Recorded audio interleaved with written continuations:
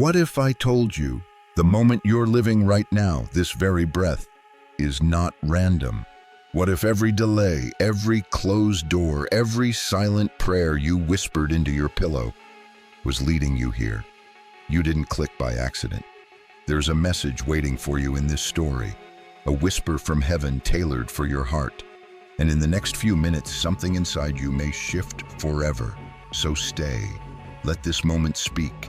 Let your soul recognize what it's been searching for, because if this reached you, it's for you. You didn't stumble on this message. It found you.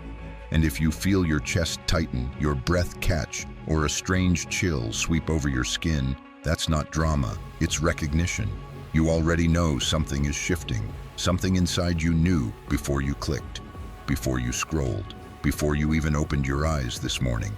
That nudge you've been ignoring, that unsettled feeling deep in your stomach, it wasn't random. It was heaven clearing its throat. And now you're here. But here's the part that might just break you open. This isn't just a message. It's a divine appointment, the kind that alters the course of your life. God doesn't shout when he speaks. He whispers. But that whisper carries the weight of mountains moving, of timelines bending, of lives rerouted in a second. You've been asking for a sign, begging for clarity, looking for confirmation that your pain meant something, that the pressure wasn't pointless, that the detours you've faced haven't left you stranded. This is it, right here, right now. What you're about to read may explain the last 5 years of your life, or prepare you for the next 5 you never saw coming. Because heaven has something to say, and this time it's personal. We live in a world that drowns out subtlety. Our ears are conditioned to noise, our eyes trained on chaos. But if you've ever woken up with a lump in your throat for no reason, if you've ever sat in a meeting and felt like screaming or driving in silence only to feel like someone was sitting next to you, watching, you've already heard it. That whisper, that echo in your spirit that says this moment matters, but you didn't know what to do with it. So you did what most of us do. You brushed it off, called it overthinking, dismissed it as emotion, tried to pray but didn't have the words, tried to cry but the tears wouldn't come. Let me tell you the truth you've never dared say aloud. That wasn't confusion. That was your soul waking up. See, when God begins a new season, he rarely announces it on the news. He begins in the quiet, in the hidden, with one person who's just desperate enough to listen. He begins with subtle shifts in your energy, with a sudden disinterest in things that used to excite you, with a gnawing sense that something is missing, without knowing what. And maybe that's where you are now. What if I told you heaven has been circling your life for weeks, maybe months, setting the stage for a conversation that would finally reach you at just the right moment? And that moment is this one. You've been so strong, strong in ways no one sees, strong when it wasn't fair, strong when it meant hiding your heartbreak just to get through another day. But God didn't miss that. In fact, he's been watching, waiting, whispering, when they're ready, I'll speak. And now, you're ready. Not perfect, not even sure, but open. That's all he needed. You don't need more willpower. You don't need more knowledge. You need this truth. You are being interrupted for a reason, and this is what heaven wants you to know. You are being summoned into divine timing. Now don't mistake that for motivational fluff. Divine timing isn't convenient. It's not cute. It's not Instagrammable. It's wild. It tears down what you've built on fear. It calls out the version of you that's been hiding behind people-pleasing, behind anxiety, behind the lie that this is just who I am. It's violent in its love, gentle in its force, and undeniable in its arrival. If your heart is racing right now, it's because your spirit already recognizes the truth of these words. This message isn't new to you. It's just confirmation, a mirror, a key in a lock that's been jammed shut for years. God is whispering, this is the moment, don't sleep through it. You've been walking through life assuming every delay was punishment, every disappointment a result of your failure. But what if it was something else entirely? What if what you called failure was actually God slowing you down so you wouldn't arrive too early? What if He was protecting you from premature success that your soul wasn't ready to carry? Divine timing doesn't just open doors, it builds the you who will walk through them. That's what's happening now in this message, in your spirit, in your body that's been exhausted for no reason. You thought you were burned out because you were weak, but really, you've been fighting spiritual currents without proper equipment, and now God is handing it to you. He's not asking for your perfection, He's asking for your awareness, because heaven moves differently than the world. It moves in patterns, and if you look closely, you'll see it. The same numbers repeating, the right person showing up when you're ready to quit, a verse that shows up 3 times in 1 week, a dream you keep having, or a lyric that hits too hard to be coincidence. These are not random. These are markers of divine timing. When heaven whispers, the natural world responds. That's why your appetite changes. That's why old friendships begin to fade and new ones feel oddly timed. That's why you've stopped being able to tolerate environments that once felt like home, because they're not home anymore. You're being called higher. You are being moved, spiritually, emotionally, physically, into alignment. And alignment never comes quietly. It rattles, it strips, it simplifies. You may lose things, you may lose people, but you won't lose yourself. Not this time. You may feel like you've wasted years, but hear this. Nothing in the hands of God is ever wasted. Every heartbreak you thought would kill you, it became a lesson. Every door slammed in your face, it built your patience. Every time you were overlooked, it was heaven saying, "Not yet, I have better." And you do. You do have better. Not just because you deserve it, but because God designed it. And what is designed for you will not miss you unless you keep looking back. This is the line in the sand. If you walk forward with God now, everything changes. But there's more. Not just timing, not just transition. There is a purpose in this moment, and it's not just about your comfort, it's about your calling. Someone's deliverance is on the other side of your obedience. Someone needs the version of you that says yes to divine timing. Someone needs the words you're afraid to speak, the story you've buried in shame, the talent you've been hiding because of fear.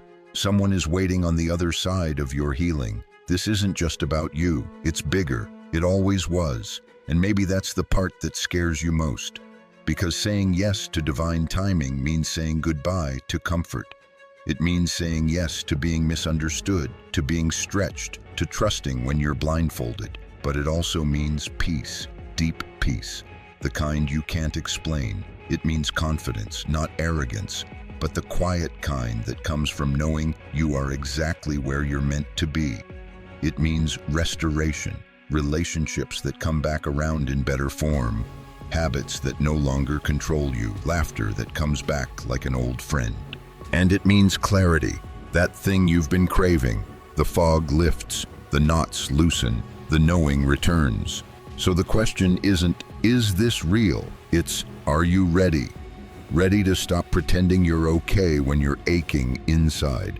Ready to stop numbing with distraction and start engaging with truth. Ready to say, God, if this is you, do what only you can do. You're not late. You're not forgotten. You're not disqualified. You are right on time for this moment, for this encounter, for this whisper that just turned into a roar. So listen, don't scroll past. Let this settle in your chest like a seed breaking ground. Let it ruin your excuses and resurrect your courage. Because heaven just whispered your name. Which one speaks to your heart more today? A. Nothing in the hands of God is ever wasted. B. Divine timing doesn't just open doors. It builds the you who will walk through them. Comment your answer below, A or B, and tell us why. Your words might encourage someone else today. It wasn't the lightning bolt she had prayed for. For Marin, it was subtle, a shift so quiet it could have been missed. A moment of silence so deep in the middle of an ordinary Tuesday that it felt like time held its breath. The sun filtered through the dusty blinds in her living room, and there she sat, coffee cold, to-do list untouched, heart wide open without knowing why. That was the beginning, not with noise, but with stillness. Transformation rarely shouts.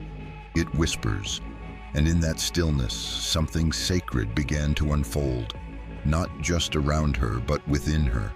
What Maren didn't know was that God had marked that very day for awakening. That whisper she'd ignored for years finally pressed through her tired resistance. And instead of running from it this time, she stayed. She stayed still. She stayed open. And that's when the shift began. This is the soul's turning point. Not the moment everything changes on the outside, but the moment something changes inside you that can never be reversed. You know the one. The moment you stop blaming circumstances and begin to ask, what is this trying to teach me? The moment the ache in your chest becomes too familiar to ignore and you wonder if maybe, just maybe, it's not punishment. Maybe it's permission. Permission to want more, to feel deeper, to be whole. Inner transformation is not glamorous. It doesn't make headlines. It doesn't always feel holy. Sometimes it feels like grief. Grieving the version of you that kept the peace, fit in, stayed small. Sometimes it feels like confusion when old ambitions no longer excite you and the new ones haven't yet arrived. And sometimes it feels like coming home to a part of yourself that's been silent for too long. And here's the miracle. God waits for that moment like a gardener waits for the thaw, with patience, with expectation, with tools ready in hand. You see, the soul doesn't transform through effort alone. It transforms through surrender. Maren had tried effort. She'd tried forcing herself to be positive, to keep moving, to stay busy. But what her soul needed wasn't more pressure. It was permission to pause. And when she finally gave it that, God met her in the pause. This is what heaven does. It enters the places we consider too broken, too fragile, too complicated. And it begins its work not by demanding change, but by creating space. Space for grief, space for honesty, space for healing to enter layer by layer. Transformation begins when you finally let go of the version of yourself you built for survival. That's where Maren was, and maybe that's where you are too. Maybe you're realizing that the things that once defined you no longer fit. The goals that once motivated you feel hollow. The people who once fueled you now drain you, and you don't know what to do with that. You're tempted to call it burnout or failure. But what if it's growth? What if it's the natural response of a soul expanding beyond its former shape? That's what transformation feels like. Uncomfortable, disorienting, holy. But here's the good news. God does not rush this process. He meets you in the mess. He anchors you in the middle of the undoing. And if you'll let him, he will begin to rebuild from the inside out, not based on who you think you should be, but based on who he always knew tomorrow you were becoming.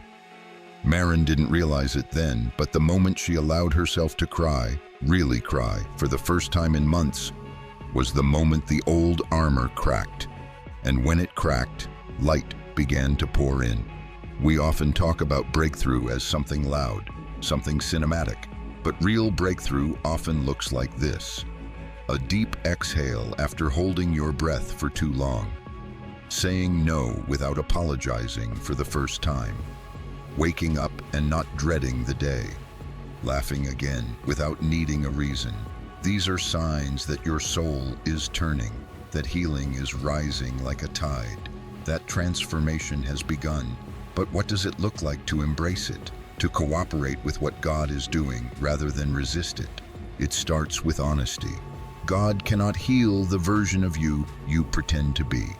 He wants the real one, the one who doubts, the one who's tired, the one who wonders if anything will ever truly change. That's the one he works with. That's the one he loves. So let him into the raw places. Say what you're afraid to say. Admit what you don't understand. And when you do, something incredible happens. The weight begins to lift. You see, transformation is not just about becoming someone new. It's about shedding what was never really you to begin with. That anxiety you've been calling your personality, it's not. That inability to rest, to trust, to let go, not permanent. That voice in your head that says you're not enough, not God's voice. God is not trying to fix you, He's trying to free you, and freedom comes in steps. That's why Marin started journaling, not because she's a journaler, but because she needed a place to track what was happening in her spirit. We call it soul journaling, a sacred practice of paying attention to your internal world. She wrote simple things. I felt peace this morning. I finally told the truth in that conversation. I didn't numb out after work. I took a walk instead. Each line marked a moment of transformation, not flashy, not public, but powerful. That's what God is doing in you, right now, through this message. He's reminding you that the turning point doesn't need fireworks. It just needs your yes. Yes to slowing down. Yes to feeling. Yes to letting go of what no longer serves you. Because the deeper your transformation, the more aligned your life becomes. You start to notice it everywhere. You begin to crave solitude not as an escape, but as a return. You become less reactive, more reflective. You laugh more. You listen longer. You stop running from your pain and start listening to what it's trying to teach you. And the best part? The people around you will feel it too, just like Marin's friends did. At first, they couldn't name it, but there was a peace about her, a groundedness. She said less, but meant more. She no longer needed to prove anything. She was present, and that presence spoke louder than words. That's the fruit of transformation. Not perfection, not applause, but presence. And presence changes everything. So if you feel like something is shifting inside you, don't run, don't explain it away, don't reach for distraction. Sit with it. Listen, ask God, what are you doing in me right now? And then stay long enough to hear the whisper. This is your turning point, and what's ahead is better, deeper, more alive than anything you've known before. Not because the circumstances are guaranteed to change, but because you are. The town of Willow Run never made headlines. Tucked quietly between cotton fields and two slow rivers, it was the kind of place you could drive through without remembering its name. But for Marin, Willow Run was more than her hometown. It was sacred ground. The streets held memories like old photographs, some cherished, others painful. And in this forgotten town, her journey was being rewritten. For years, she'd walked the same trail behind the church where her grandfather once preached. It curved along the riverbank and ended near the old stone bridge where people still carved initials into the wood. That's where she often talked to God, not in loud prayers, but in whispers. And on one particular evening, just as the sun sank into the water, she heard the words that would anchor her for months to come. Walk with me. I know the way. It wasn't audible. It was deeper than that. A knowing. And in that quiet moment, Marin realized something she'd been afraid to admit. She had no idea where her life was going, but God did. What if every detour wasn't a mistake? What if the hardest parts of your story weren't dead ends, but carefully designed turning points? What if the wilderness you've been wandering is actually part of your divine direction? This is how God shapes the journey, not by drawing straight lines, but by weaving sacred curves that build resilience, character, and depth. We love to ask, "Where are you taking me, God?" But rarely do we ask the better question, "What are you shaping in me as we walk?" That's what Marin was learning, and that's what you're being invited into now. Divine direction isn't about speed, it's about surrender. If you've ever felt stuck, overlooked, or like your life is moving slower than everyone else's, take heart. God doesn't rush masterpieces, and you, dear listener, are one of them. The shaping of your journey often begins with holy confusion, not chaos, but divine disorder. Things fall out of place so something deeper can fall into place. Relationships fade, plans crumble, certainty evaporates, and you're left holding nothing but questions. But those questions, they are sacred. They are the space where God begins to speak clearer, because when your path no longer makes sense, you finally start listening to the guide, not the map. That's what happened with Marin. She had built a life around what looked secure, her job, her routines, her roles in the community. But when her job was eliminated and the plan she had for marriage dissolved, she stood at the edge of the unknown. And instead of rushing to fix it, she sat in the uncertainty. She walked that river trail every day, asking the same three-word prayer, "What now, Lord?" And slowly, the answers came. Not as resolutions, but as revelations. God began showing her patterns, how every rejection had actually rerouted her away from harm, how every delay gave her time to grow, how the quiet seasons taught her the value of her voice.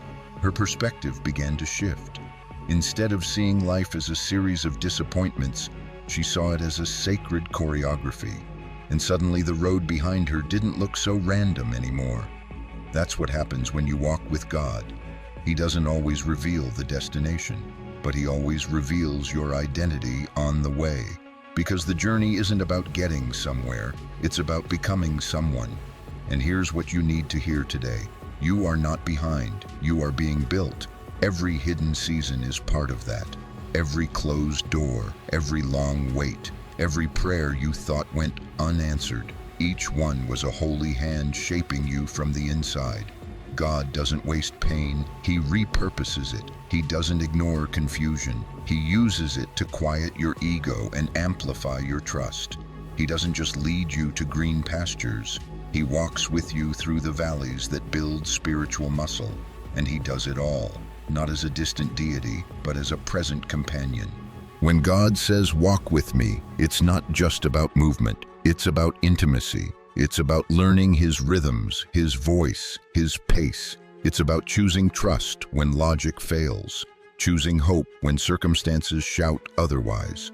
That's what Marin discovered on the journey. She learned that spiritual maturity isn't proven on the mountaintops. It's built in the dark, the lonely nights, the confused mornings, the days when the phone doesn't ring and your name isn't called. That's where roots dig deep. That's where endurance forms. That's where quiet faith becomes unshakable.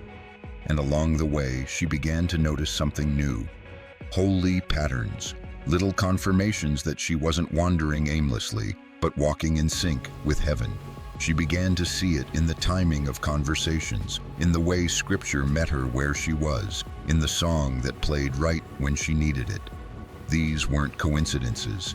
They were fingerprints, divine clues that the path was known even if it wasn't visible. You have those patterns too. Maybe you've overlooked them, but they're there. The email that showed up the day you were ready to give up. The stranger who said the exact words you needed to hear.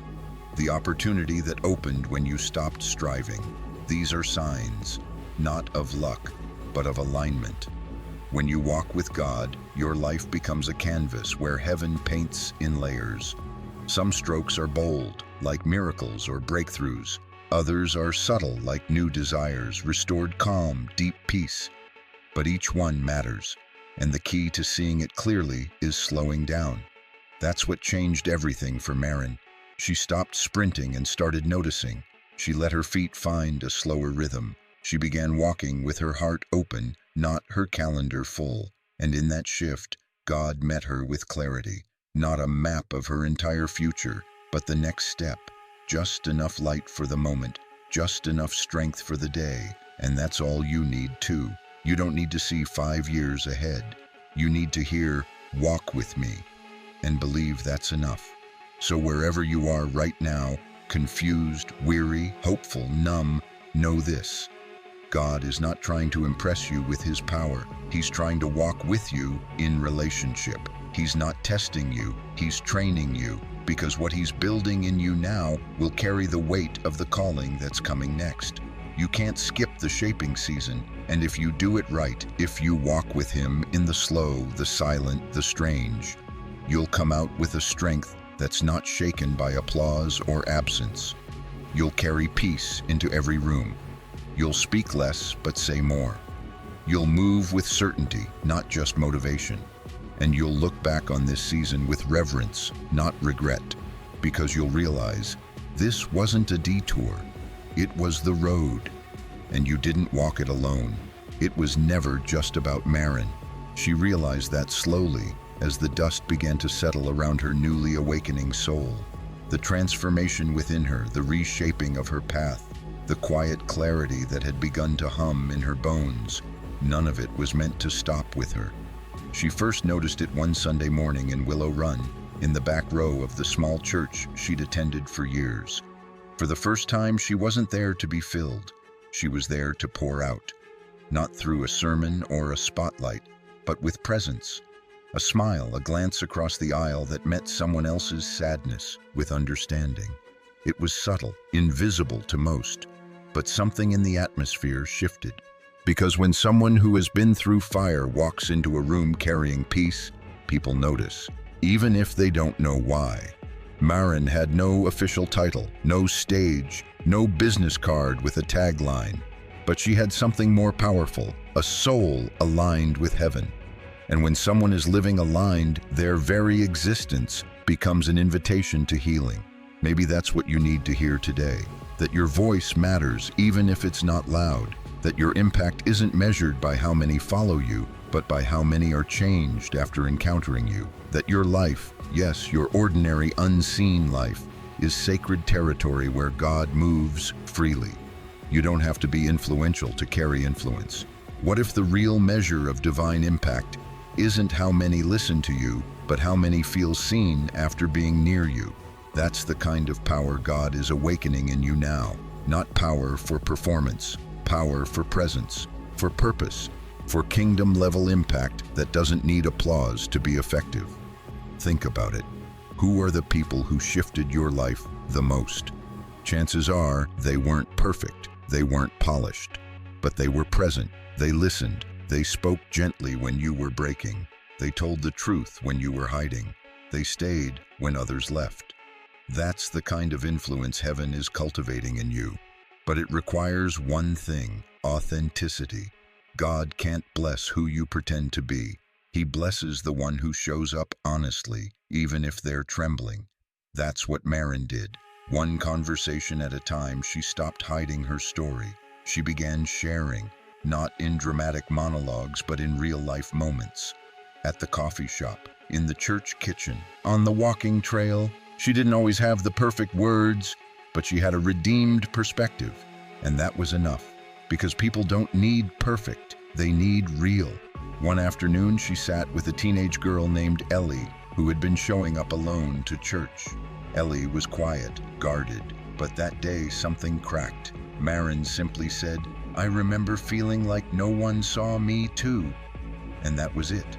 That sentence became a door. Through it, Ellie stepped into a safe space where tears didn't need explanation and silence didn't feel lonely. That's what your story can do. You don't need a platform. You need permission from yourself to use what God has given you. Your voice, your journey, your attention, your compassion. These are sacred tools in a world that's starving for sincerity. You might be tempted to think, "But I don't have much to offer." Let me lovingly interrupt that lie. You have more than you know. In fact, everything you've walked through has equipped you to walk with someone else. Every disappointment, it taught you empathy. Every detour, it sharpened your discernment. Every broken piece God healed. It made you a carrier of hope for someone still in the thick of it. Nothing has been wasted. Every bit of it can now bless someone else, if you're willing to release it. To help you visualize this, let me introduce something Marin started doing in her journal, the ripple effect map.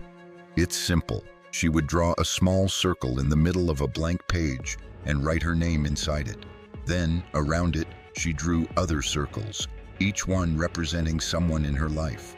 Her brother who stopped praying years ago, her co-worker battling depression, her neighbor who just lost a spouse. And then she'd draw lines connecting them. And every time she acted from a place of obedience, prayed, listened, reached out, forgave, she'd mark a ripple. It was her way of remembering that even her smallest actions carried divine weight, and so do yours. Maybe it's forgiving someone who never apologized. Maybe it's calling that friend you've been meaning to check on. Maybe it's speaking the encouragement you keep silencing out of fear you'll sound weird. Whatever it is, your obedience creates ripples, and those ripples travel farther than you think. We live in a culture obsessed with results, but God is invested in the reach, and the reach of a surrendered life is wider than you'll ever see in this lifetime. What Maren couldn't have known was that her quiet conversations with Ellie would one day give Ellie the courage to confront her past, get help, and become a voice of hope for others. She didn't plan that. She just said yes to the moment in front of her. And that's what God is asking from you too. You don't need to know the whole blueprint. You just need to answer the call in front of you today. That tug on your heart to encourage someone, do it. That sense that it's time to release that toxic mindset, do it. That prompting to serve, give, show up, speak up, do it. The results are God's job. The obedience is yours. And here's the beauty of it. The more you live like this, listening, responding, trusting, the more your life becomes a vessel of sacred influence. Not forced, not fake, just faithful. The world needs more of that. Not louder voices, truer ones. Not polished performances, lived out truth. Not fame, faithfulness. So what does this look like practically? Start small, think specific, write a note to someone who shaped you, mentor a younger person in your community, ask better questions in your conversations, turn off distractions and be fully present with your kids. Share a part of your story that you once felt ashamed of. Each act of obedience builds something lasting, and over time these moments begin to form a legacy. Not a legacy written in headlines, but in hearts. You might never know the full impact of your words, your presence, your prayers, but heaven keeps track, heaven rejoices, and heaven multiplies every seed sown in love. That's the kind of life Maren is living now, not one of perfection, but of purpose, not one that gets everything right, but one that shows up anyway, and you can live that way too. The rain came slow that morning in Willow Run, gentle, quiet, soaking the ground in a way that felt like mercy. Maren stood by the window of her small house on Birch Avenue, watching the drops streak down the glass. Something about the rhythm of the rain settled her, and for the first time in years, she didn't feel the rush to fix, to figure it all out, or to prove her worth. She felt safe, not because everything was certain, but because she finally trusted the one who walks beside her into every uncertain place. This was what rest looked like. Not absence of struggle, but presence of assurance. God had walked her through the silence. He'd reshaped her identity. He'd awakened her influence.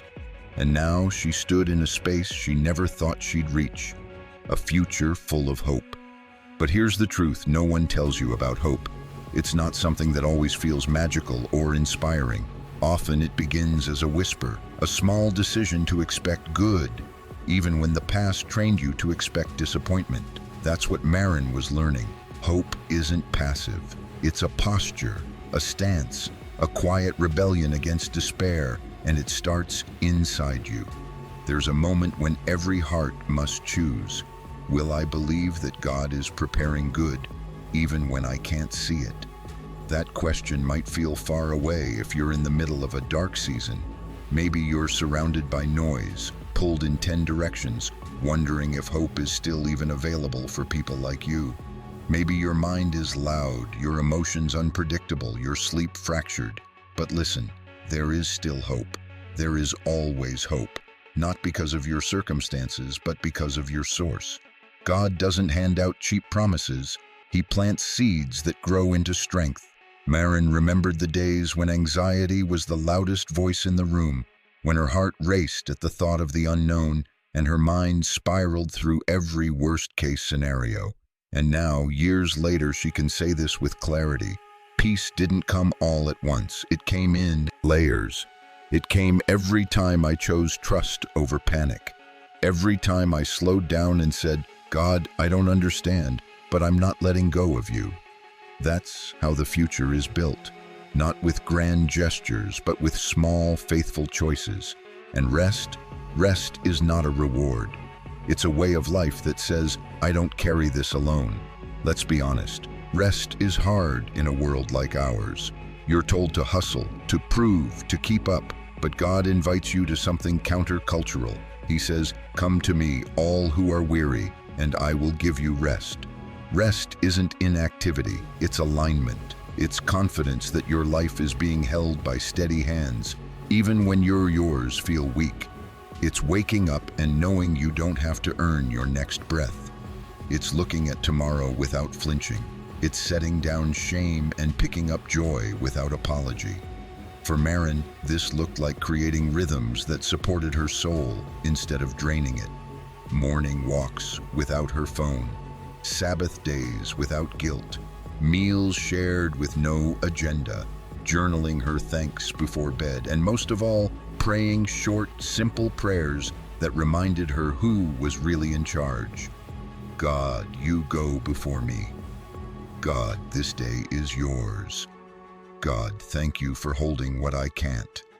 These became anchors, and in the days when hope felt thin, they grounded her. Maybe today you need anchors too. So here's a simple tool Maren uses. She calls it the trust anchor. Every morning before she reaches for her phone, she places her hand over her chest, feels her heartbeat, and whispers one truth over herself. Something rooted in scripture and deeply personal. Maybe it's, I am not behind. God finishes what he starts. Nothing is wasted in his hands. My pace is enough. Peace is my portion. One truth, spoken with intention. That's how you start building a future full of hope, not in leaps, but in layers. And here's where it gets even more powerful. Hope multiplies. The more you lean into it, the more it becomes contagious. Your confidence inspires someone else's courage. Your calm steadies a frantic room. Your presence reminds others that joy doesn't require perfection. That's what started happening around Maren. Her friends began asking how she seemed so grounded. Strangers opened up to her on park benches. Co-workers said they felt lighter after being around her. She didn't force it. She just lived in her God-given rhythm. She moved slowly, deliberately. She practiced hope like a daily habit, and it changed her atmosphere. This is the kind of life that changes the world. Not flashy, but faithful. You were never meant to live under pressure. You were made to carry peace. So let's get practical. What does this look like for you? Maybe it means releasing control over outcomes. Maybe it means blessing others instead of competing. Maybe it's shifting your focus from performance to presence. Maybe it's taking that first step in faith, applying, creating, forgiving, beginning again. Whatever it is, hope isn't the absence of difficulty. It's the presence of trust in the middle of it. That's what makes you different. That's what makes your light real. Because when the world sees someone who should be anxious but isn't, someone who's been through storms but still speaks peace, someone who moves in quiet confidence, they pay attention. And that's how heaven gets into homes, hearts, workplaces, cities, through people like you. People who dare to believe that God is still writing beautiful endings, even in the middle of hard chapters. People who live today with eternity in mind. People who carry joy not because life is easy, but because grace is enough. So today, lift your head, straighten your spine, loosen your jaw, unclench your hands. You are not bracing for impact anymore. You are walking into promise. Breathe. God is already there. He's in the job interview, the hospital room, the court decision, the long conversation, the quiet waiting, the fresh start, the place you thought you'd never have the courage to revisit. And he's not there as a spectator. He's there as a sustainer. Maren knows this now. She walks with ease, not because life is perfect, but because trust has become her lifestyle. She doesn't fear the future anymore. She expects goodness. She looks for it. She participates in it. That's your invitation too, to become someone who expects peace instead of panic, who walks with open hands instead of clenched fists, who builds a future rooted in faith, not fear. And when storms come, and they will, you won't fall apart, because your life is built on something deeper, stronger, eternal. And one day when someone looks at your life and asks, how did you stay grounded through all of that? You'll smile and say, it wasn't me, I just walked with him, but... And you'll mean it. Which truth do you want to carry into your tomorrow? A, hope isn't passive, it's a posture. B, I don't carry this alone, rest is my inheritance. Drop A or B in the comments and name one small habit you'll begin this week to walk in that truth. Your next step might just inspire someone else's freedom. Before you scroll away, pause. If something in your chest stirred while watching this, if a sentence made your eyes well up, or a quiet voice inside whispered, "This is for me," don't ignore it. This wasn't just a video, this was a divine reminder, a confirmation, a call home. You are not forgotten, not lost in the noise. You are seen, known, and being gently led towards something greater than you imagined. The same God who formed the galaxies is walking with you through the quiet, the questions, and the comeback. So if this reached you, let it reach someone else too. Share this with the one who's barely holding on, the one smiling through silent battles, the one who needs to remember that hope is still real and God is still near. Drop a comment. Say what part spoke to you most. Say it out loud for someone else who needs the courage to say it too. Because sometimes your words become someone else's lifeline. Let's spread this message, not for numbers, but for souls. Heaven is still whispering, and you just became the echo.